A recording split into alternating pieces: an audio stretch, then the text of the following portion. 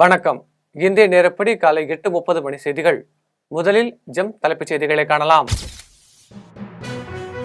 கலைஞர் அமைத்த சிலையை பேரறிவு சிலையாக கொண்டாடுவோம். முதலமைச்சர் மு.க. ஸ்டாலின் எக்ஸ் தளத்தில் பதிவு. வங்கக்கடலில் நிலை கொண்டிருந்த ஆழ்ந்த காற்றழுத்த தாழ்வு பகுதி காற்றழுத்த தாழ்வு மண்டலமாக வலுப்பெற்றதாக தகவல். ரஷ்யாவின் குர்ஸ்க் மாகாணத்தில் ஏவுகணை தாக்குதல், குழந்தை உட்பட 6 பேர் உயிரிழப்பு. வெஸ்ட் இண்டீஸ் வங்காளதேசம் இடையேயான 3வது T20 போட்டி 80 ரன்கள் வித்தியாசத்தில் வங்காளதேசம் வெற்றி. நேபாளத்தில் திடீர் நிலநடுக்கம், ரிக்டர் அளவில் 4.8 பதிவு. லோகேஷ் கனகராஜ் தயாரிப்பில் உருவான மிஸ்டர் பாரத் திரைப்படத்தின் ஃபர்ஸ்ட் லுக் போஸ்டர் வெளியானது. ரசிகர்கள் வரவேற்பு. இனி விரிவான செய்திகளை காணலாம். கலைஞர் அமைத்த சிலையை பேரறிவு சிலையாக கொண்டாடுவோம் என முதலமைச்சர் மு.க. ஸ்டாலின் தெரிவித்துள்ளார். கன்னியாகுமரியில் அமைந்துள்ள திருவள்ளுவர் சிலையை கடந்த 2000ஆவது ஆண்டு ஜனவரி மாதம் 1ஆம் தேதி அப்போதைய முதலமைச்சராக இருந்த கருணாநிதி திறந்து வைத்தார். இந்த சிலையை நிறுவி 25 ஆண்டுகள் நிறைவு பெற உள்ள நிலையில் இதன் வெள்ளி விழா விரைவில் நடைபெறவுள்ளது. இதுகுறித்து முதலமைச்சர் மு.க. ஸ்டாலின் வெளியிட்டுள்ள வீடியோவில் டிசம்பர் 31 மற்றும் ஜனவரி 1 ஆகிய தேதிகளில் தமிழ்நாடு அரசு சார்பில் வள்ளுவர் சிலையின் வெள்ளி விழா கொண்டாடப்படும் என்றும், சுனாமி பேரழியின் போதும் கம்பீரமாக உயர்ந்து நின்ற திருவள்ளுவர் தொடர்பாக டிஜிட்டல் தொழில்நுட்பம் மூலம் பல்வேறு போட்டிகள் நடத்தப்படும் என்றும் தெரிவித்துள்ளார்.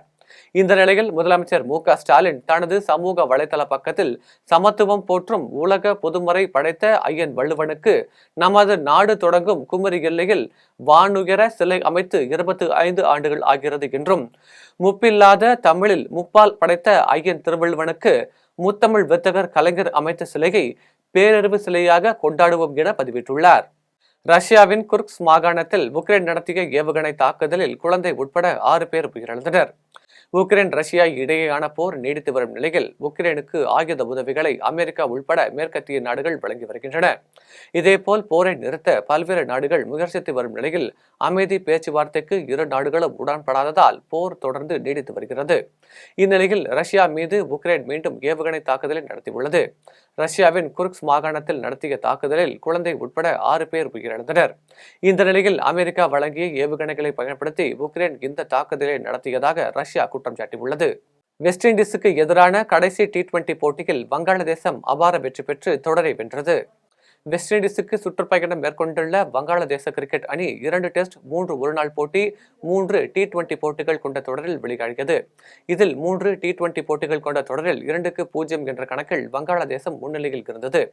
இந்த நிலையில் இரு அணிகளுக்கும் இடையேயான கடைசி T20 போட்டி நேற்று செயின்ட் வின்சென்ட் நகரில் உள்ள மைதானத்தில் நடைபெற்றது. இதில் முதலில் பேட்டிங் செய்த வங்காளதேசம் 7 விக்கெட்டுகள் இழப்பிற்கு 189 ரன்கள் குவித்தது. இதையடுத்து 190 ரன்கள் எடுத்தால் வெற்றி என்ற இலக்குடன் களமிறங்கிய வெஸ்ட் இண்டீஸ் 16.4 ஓவரில் அனைத்து விக்கெட்டுகளும் இழந்து 109 ரன்கள் மட்டுமே கிடைத்தது. இதன் மூலம் வெஸ்ட் இண்டீஸை 80 ரன்கள் வித்தியாசத்தில் வீழ்த்தி வங்காளதேசம் அபார வெற்றி பெற்றது. மேலும் 3 போட்டிகள் கொண்ட T20 தொடரை 3-0 என்ற கணக்கில் முழுமையாக கைப்பற்றியது. தென்மேற்கு வங்கக்கடலில் நிலை கொண்டிருந்த ஆழ்ந்த காற்றழுத்த தாழ்வு பகுதி காற்றழுத்த தாழ்வு மண்டலமாக வலுப்பெற்றுள்ளதாக தகவல் வெளியாகியுள்ளது. தென்மேற்கு மற்றும் அதனை ஒட்டிய மத்திய மேற்கு வங்கக்கடல் பகுதியில் நிலவிய ஆழ்ந்த காற்றழுத்த தாழ்வு பகுதி தற்போது வட திசையில் நகர்ந்து மத்திய மேற்கு வங்கக்கடல் பகுதியில் காற்றழுத்த தாழ்வு மண்டலமாக வலுப்பெற்றுள்ளது. இது சென்னைக்கு 370 கிலோமீட்டர் தொலைவில் மையம் கொண்டுள்ளது என்றும், அடுத்த 24 மணி நேரத்தில் வடக்கு வடகிழக்கு பகுதிகளை நோக்கி நகரக்கூடும் என்றும் வானிலை ஆய்வு மையம் தெரிவித்துள்ளது. சென்னையில் புதிதாக கட்டப்பட்ட நகர்ப்புற நலவாழ்வு மையம் மற்றும் நியாய விலை கடைகளை துணை முதலமைச்சர் உதயநிதி ஸ்டாலின் திறந்து வைத்தார். சென்னை ராயப்பேட்டை செல்லப்பிள்ளையார் கோவில் தெருவில் 2022-23ஆம் ஆண்டு தொகுதி மேம்பாட்டு நிதியின் கீழ் கட்டப்பட்ட 36 லட்சம் ரூபாய் மதிப்பீட்டிலான நலவாழ்வு மையம், நியாய விலை கடைகள் மற்றும் கல்வெட்டினை துணை முதலமைச்சர் உதயநிதி ஸ்டாலின் ரிப்பன் வெட்டி திறந்து வைத்தார். மேலும் 10க்கும் மேற்பட்ட திருநங்கைகளுக்கு புதிய ரேஷன் அட்டைகளை வழங்கிய அவர் நகர்ப்புற நலவாழ்வு மையத்தை பார்வையிட்டு ஆய்வு செய்தார். தொடர்ந்து புதிதாக திறக்கப்பட்ட நியாய விலை கடையில் பொருட்களை பொதுமக்களுக்கு வழங்கினார். அப்போது மேயர் பிரியா, துணை மேயர் மகேஷ்குமார், மாநகராட்சி ஆணையர் உள்ளிட்டோர் உடனிருந்தனர். தமிழக வரலாற்றில் இல்லாத வகையில் காலை உணவு திட்டத்தின் மூலம் ஏறத்தாழ 20 லட்சம் குழந்தைகள் உணவு உண்டு பள்ளிக்கு செல்கின்றனர் என்று அமைச்சர் அன்பில் மகேஷ் பொய்யாமொழி தெரிவித்துள்ளார். திருச்சி தெற்கு மாவட்ட மற்றும் கிழக்கு மாநகர திருவெரும்பூர் பகுதி கழகம் சார்பாக திமுக பொதுக்கூட்டம் மற்றும் நலத்திட்ட உதவிகள் வழங்கும் விழா நடைபெற்றது. இதில் சிறப்பு விருந்தினராக தமிழக பள்ளிக் கல்வித்துறை அமைச்சர் அன்பில் மகேஷ் பொய்யாமொழி பங்கேற்று நலத்திட்ட உதவிகளை வழங்கினார். நிகழ்ச்சியில் மாநகர செயலாளர் மதிவாணன், திமுக மாணவரணி தலைவர் ராஜீவ்காந்தி, தலைமை கழக பேச்சாளர் காசிநாதன், திருவெரும்பூர் பகுதி கழக செயலாளர் சிவக்குமார் உள்ளிட்டோர் பங்கேற்றனர். அப்போது பேசிய அமைச்சர் அன்பில் மகேஷ், தமிழக வரலாற்றில் இல்லாத வகையில் முதல் முறையாக காலை உணவு திட்டத்தின் மூலம் ஏறத்தாழ 20,73,536 குழந்தைகள் உணவு உண்டு பள்ளிக்கு செல்கிறார்கள் என்றும், கலைஞர் உரிமை தொகை தமிழகம் முழுவதும் 1,55,00,000 பேர் விண்ணப்பித்துள்ளதாகவும், தற்பொழுது 1,16,00,000 பேருக்கு வழங்கியுள்ளதாகவும் தெரிவித்தார். திருமயம் அருகே நடைபெற்ற மக்களுடன் முதல்வர் திட்ட முகாமில் சட்டத்துறை அமைச்சர் ரகுபதி, உயர்கல்வித்துறை அமைச்சர் கோவி செழியன் ஆகியோர் பங்கேற்றனர். புதுக்கோட்டை மாவட்டம் திருமயம் அருகே உள்ள வெள்ளிக்குடிப்பட்டி குக்கிராமத்தில் நடைபெற்ற மக்களுடன் முதல்வர் திட்ட முகாமில் சட்டத்துறை அமைச்சர் ரகுபதி, உயர்கல்வித்துறை அமைச்சர் கோவி செழியன் ஆகியோர் பங்கேற்று மக்களிடம் கோரிக்கைகள் குறித்த விவரங்களை கேட்டறிந்து பயனாளிகளுக்கு பல்வேறு நலத்திட்ட உதவிகளை வழங்கினர். அப்போது பேசிய அமைச்சர் ரகுபதி, இதுபோன்ற முகாம்களில் ஆதிதிராவிடர் மற்றும் பழங்குடியினர் நலத்துறை, கூட்டுறவுத்துறை, எரிசக்தித்துறை உள்ளிட்ட 15 அரசு துறைகள் சார்ந்த 44 சேவைகள் வழங்கப்படுவதாக, இம்முகாம்களை பொதுமக்கள் அனைவரும் உரிய முறையில் பயன்படுத்திக் கொள்ள வேண்டும் என்றும் கேட்டுக் கொண்டார். நிகழ்ச்சியில் மாவட்ட ஆட்சியர் அருணா, ஒன்றிய செயலாளர்கள் சிதம்பரம், கணேசன் உள்ளிட்டோர் பங்கேற்றனர்.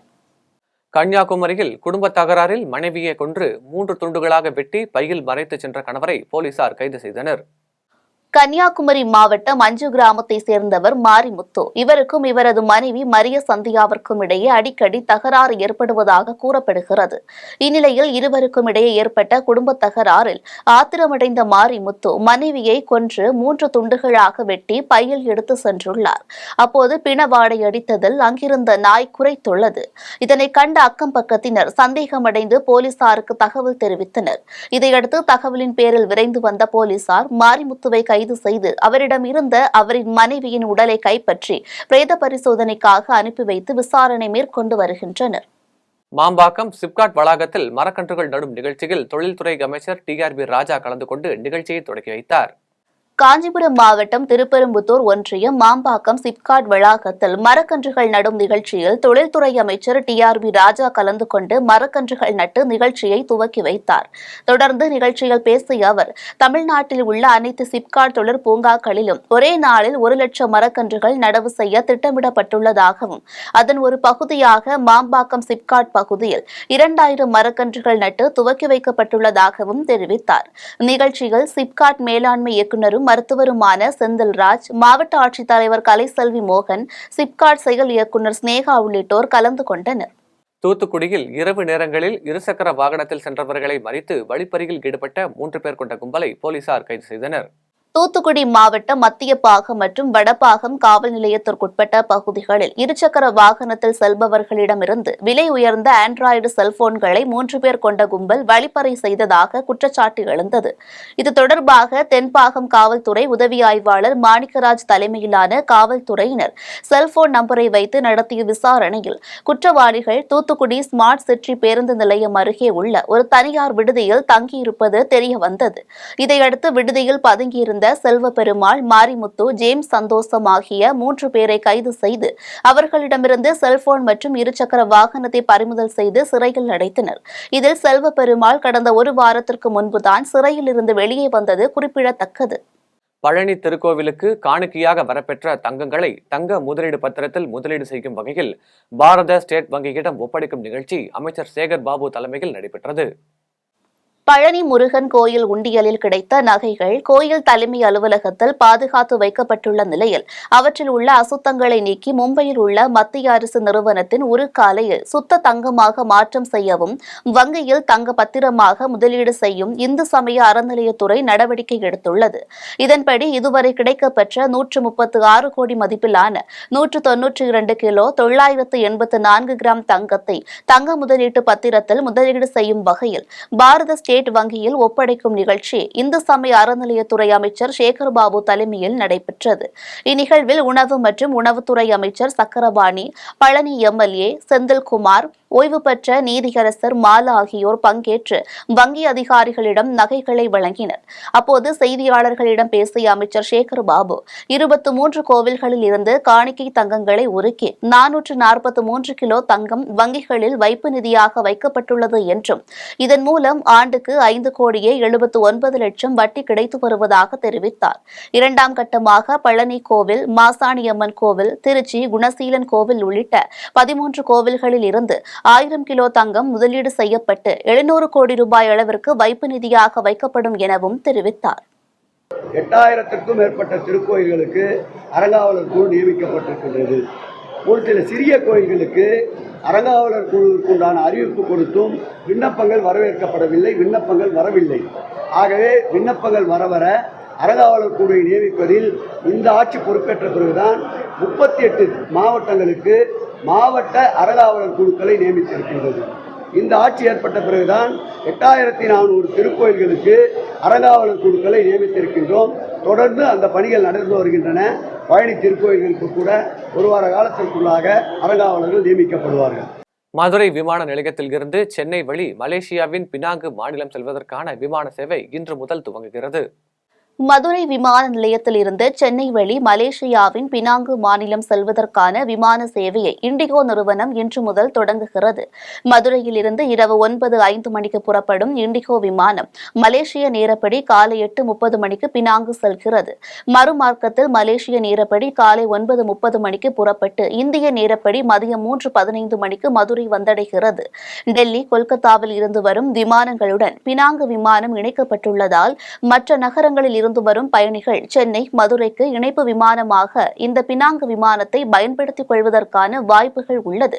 தென் மாவட்ட மக்கள், குறிப்பாக மதுரை, விருதுநகர், திண்டுக்கல், ராமநாதபுரம், சிவகங்கை, காரைக்குடி, செட்டிநாடு பகுதியை சேர்ந்த பலர் பினாங்கில் பல்வேறு தொழில் வணிகத்தில் ஈடுபட்டுள்ளதால் மதுரை பினாங்கு விமான சேவை பெரும் வரவேற்பை பெற்றுள்ளது.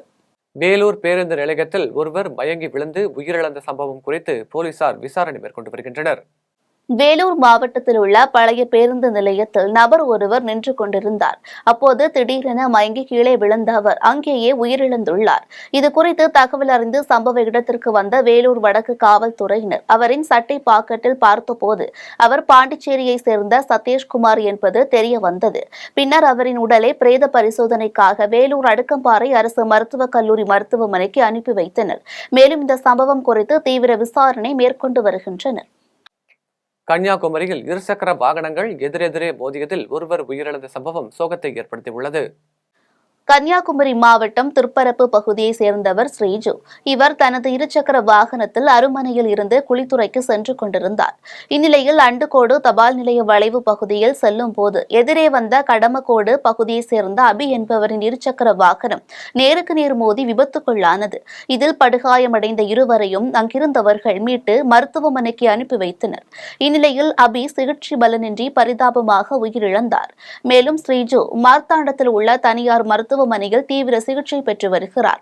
இதுகுறித்து தகவல் அறிந்து வந்த அருமனை போலீசார் இந்த சம்பவம் குறித்து வழக்கு பதிவு செய்து விசாரணை மேற்கொண்டு வருகின்றனர்.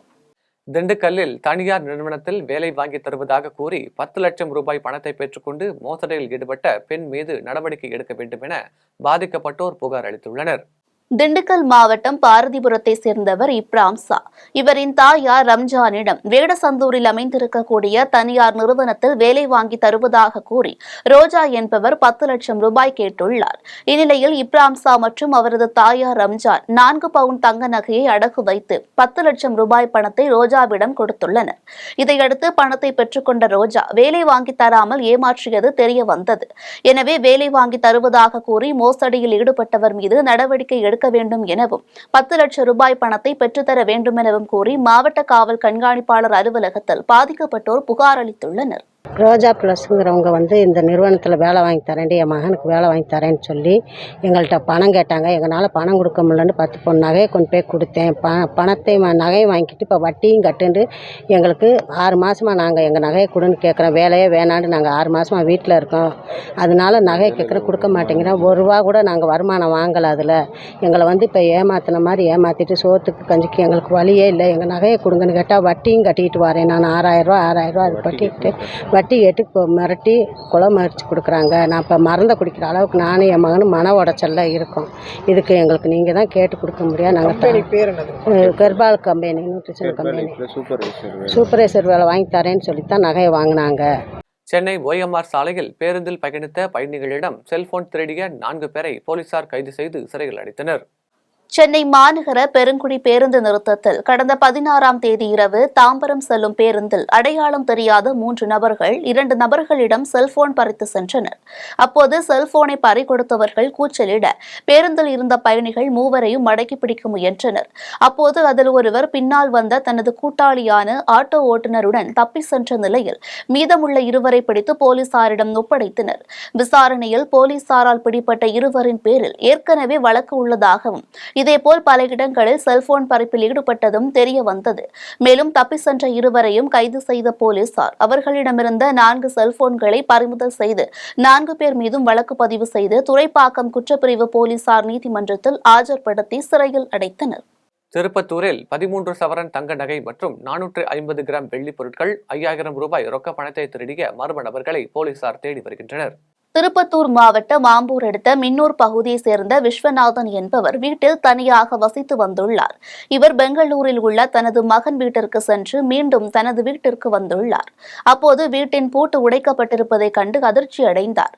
இதனைத் தொடர்ந்து வீட்டின் உள்ளே சென்று பார்த்தபோது பீரோவில் வைக்கப்பட்டிருந்த 13 சவரன் நகை மற்றும் 450 கிராம் வெள்ளி பொருட்கள் 5000 ரூபாய் ரொக்க பணம் திருடு போயிருப்பது தெரிய வந்தது. இதுகுறித்து ஆம்பூர் கிராமிய போலீசாரிடம் விஸ்வநாதன் புகார் அளித்தார். புகாரின் பேரில் வழக்கு பதிவு செய்த போலீசார் மர்ம நபர்களை தேடி வருகின்றனர். அம்பேத்கரை புறக்கணித்துவிட்டு இந்தியாவை கட்டி எழுப்ப முடியாது என அமித்ஷா போன்றவர்கள் தெரிந்து கொண்டிருப்பார்கள் என இயக்குனர் ப. ரஞ்சித் தெரிவித்துள்ளார். சென்னை அண்ணா நகரில் வானேறும் விழுதுகள் என்னும் பெயரில் புகைப்பட கண்காட்சியானது நடைபெற்றது.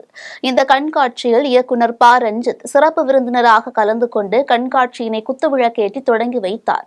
நிகழ்வின் போது செய்தியாளர்களை சந்தித்த இயக்குனர் ப. ரஞ்சித் அண்ணல் அம்பேத்கரை புறக்கணித்துவிட்டு இந்தியாவை கட்டியெழுப்ப முடியாது என அமித்ஷா போன்றவர்கள் தெரிந்து கொண்டிருப்பார்கள் எனவும் அம்பேத்கரை யாராலும் வெறுக்கவும் முடியாது, ஒதுக்கவும் முடியாது என கூறினார். தொடர்ந்து பேசிய அவர் இவ்வாறு தெரிவித்தார். ஜெய்பீம் பாபாசாஹேப் அம்பேத்கரை யாராலையும் வெறுக்கவும் முடியாது, ஒதுக்கவும் முடியாது, அவரை புறந்தள்ளவும் முடியாது. பாபாசாஹேப் அம்பேத்கர் இல்லாமல் ஒரு மாடர்ன் இந்தியாவை கட்டியெழுப்ப முடியவே முடியாது அப்படின்றத அமித்ஷாவும் மற்ற அவர்கள் கட்சியினரும் புரிந்து கொண்டார்கள் அப்படின்னு நான் நினைக்கிறேன். ஏன்னா அவங்க சொன்னதுலேருந்து நேற்று முந்தானத்திலிருந்தே ஒரு பெரிய அலை மக்கள் மத்தியில் குறிப்பாக பாபாசாஹேப் அம்பேத்கரை அவருடைய பெயருக்கு பின்னால் இருக்கிற மிகப்பெரும் பவரை அவங்க உணர்ந்திருக்காங்க அப்படின்னு நான் நினைக்கிறேன். அண்ட் இன்னைக்கு இந்த மாடர்ன் இந்தியாவில் பாபாசாஹேப் அம்பேத்கருடைய கருத்துக்களை கொண்டு நமக்குள்ளே இருக்கிற பிரச்சனைகளை, நமக்குள்ளே இருக்கிற அந்த சிஸ்டமுடைய ப்ராப்ளத்தை சரி பண்ண வேண்டிய நேரம் அப்படின்னு நான் நினைக்கிறேன். தேனியில் உள்ள ஊராட்சி ஒன்றிய துவக்க பள்ளியில் திமுக சார்பாக சேர், பீரோ, டேபிள் உள்ளிட்டவை வழங்கும் நிகழ்ச்சி நடைபெற்றது.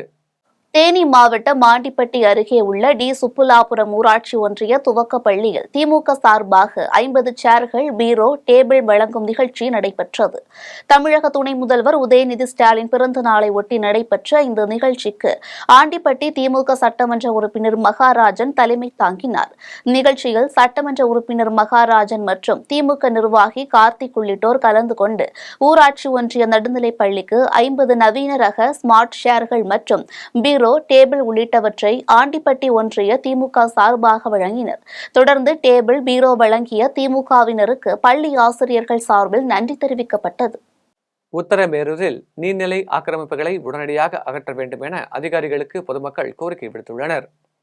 காஞ்சிபுரம் மாவட்டம் உத்திரமேரூரில் நல்ல தண்ணீர் குளம், தாமரை குளம் உள்ளிட்ட 2 குளங்களும் அருகருகே அமைந்துள்ளது. சுமார் 50 வருடத்திற்கு மேலாக தூர்வாரப்படாமல் இருந்த இந்த குளங்களின் பெரும்பாலான பகுதிகளை தனிநபர்கள் ஆக்கிரமிப்பு செய்துள்ளனர். இதுகுறித்து மாவட்ட நிர்வாகம், நீர்வளத்துறை, பொதுப்பணித்துறை உள்ளிட்ட அரசு சார்ந்த துறை அதிகாரிகளுக்கு பலமுறை புகார் அளித்தும் எந்த நடவடிக்கையும் எடுக்கப்படவில்லை என கூறப்படுகிறது.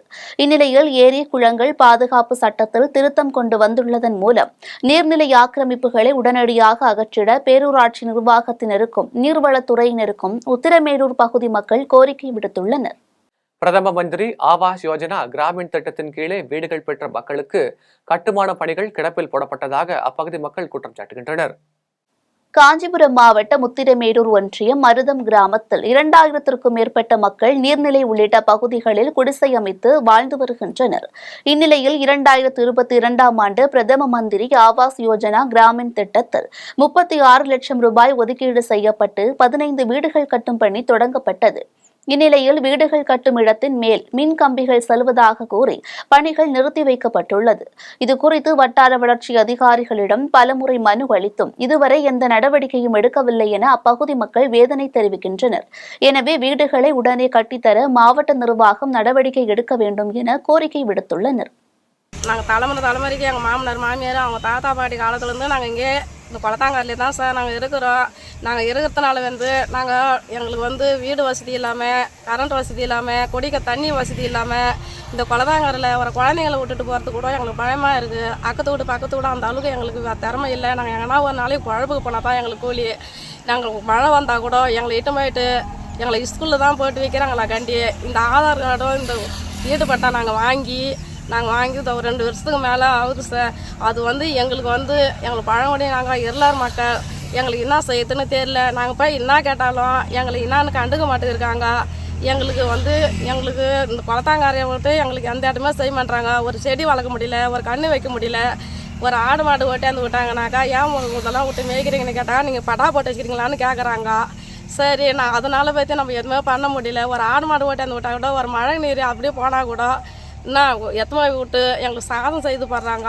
எல்லாமே நல்லா செய்கிறாங்க. இந்த பட்டா வாங்கி எங்களுக்கு ஒரு வீடு கட்டி தரணும்னு சொல்லிட்டு அவங்களுக்கு எந்த கஷ்டமும் நாங்கள் கொடுக்க விரும்பலை. எங்களுக்கு நிற்கிறதுக்கு ஒரு இடம் கொடுத்தாங்கனாக்கா நாங்கள் குழந்தை குட்டி எங்கள் பிள்ளைங்களோட நாங்கள் எங்கன்னா ஒரு பாதுகாப்பில் நாங்கள் இருப்போம்.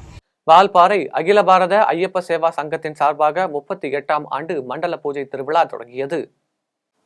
கோவை மாவட்டம் வால்பாறை அருள்மிகு சுப்பிரமணிய சுவாமி திருக்கோவில் வளாகத்தில் உள்ள ஐயப்ப சுவாமிக்கு 38ஆம் ஆண்டு மண்டல பூஜை விழா நடைபெற்றது. இந்நிலையில் ஐயப்ப சுவாமிக்கு நடுமலை ஆற்றில் ஆராட்டு விழா நடைபெற்றது. அதைத் தொடர்ந்து நகர் பகுதி வழியாக தீர்த்த குடங்களுடன் பக்தர்கள் முன்பு சென்ற ஐயப்ப சுவாமி சப்பர ஊர்வல திருவீதி உலா வால்பாறை அகில பாரத ஐயப்ப சேவா சங்கத்தின் சார்பாக நடைபெற்றது. இதில் பொதுமக்களும் பக்தர்களும் திரளாக கலந்து கொண்டனர். குலசை முத்தாரம்மன் கோவிலில் பக்தர்களுக்கு நாள் முழுவதும் பிரசாதம் வழங்கும் நிகழ்ச்சி தொடங்கி வைக்கப்பட்டது. தமிழ்நாடு அரசு இந்து சமய அறநிலையத்துறை சார்பில் குலசேகரன்பட்டினம் அருள்மிகு முத்தாரம்மன் திருக்கோவில் மீன்வளம், மீனவர் நலன் மற்றும் கால்நடை பராமரிப்புத்துறை அமைச்சர் அனிதா ராதாகிருஷ்ணன் மற்றும் தூத்துக்குடி பாராளுமன்ற உறுப்பினர் கனிமொழி ஆகியோரின் வழிகாட்டுதலின்படி கோவிலுக்கு வருகை தரும் பக்தர்களுக்கு நாள் முழுவதும் பிரசாதம் வழங்கும் திட்டத்தை உடன்குடி யூனியன் சேர்மன் பாலசிங் தொடங்கி வைத்தார். நிகழ்ச்சியில் அறங்காவலர் குழு தலைவர் கண்ணன், அறங்காவலர் குழு உறுப்பினர் கணேசன் மற்றும் பலர் கலந்து கொண்டனர். தமிழகத்தின் பல்வேறு பகுதிகளில் மத்திய அமைச்சர் அமித்ஷாவை கண்டித்து நடைபெற்ற ஆர்ப்பாட்டங்களை ஒரு சிறிய தொகுப்பாக காணலாம். தூத்துக்குடியில் மக்கள் நல கூட்டமைப்பு சார்பில் ஜனநாயக அமைப்புகள் ஒன்றிணைந்து அம்பேத்கர் திருவுருவ சிலை முன்பு அம்பேத்கர் குறித்து அமித்ஷா இழிவாக பேசியதற்காக மன்னிப்பு கேட்க வேண்டும் என்றும் பதவி விலக வேண்டும் என்ற கோரிக்கையை வலியுறுத்தி கண்டன ஆர்ப்பாட்டத்தில் ஈடுபட்டனர். குன்றத்தூர் பேருந்து நிலையத்தில் உள்ள அம்பேத்கர் சிலையை தண்ணீரால் கழுவி அவரது சிலைக்கு மாலை அணிவித்த குன்றத்தூர் திமுக நகர செயலாளரும் நகரமன்ற தலைவருமான சத்தியமூர்த்தி தலைமையில் கண்டன ஆர்ப்பாட்டம் நடைபெற்றது.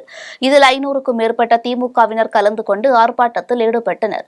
அசம்பாவிதங்களை தவிர்க்கும் வகையில் அப்பகுதியில் போலீசார் குவிக்கப்பட்டிருந்தனர்.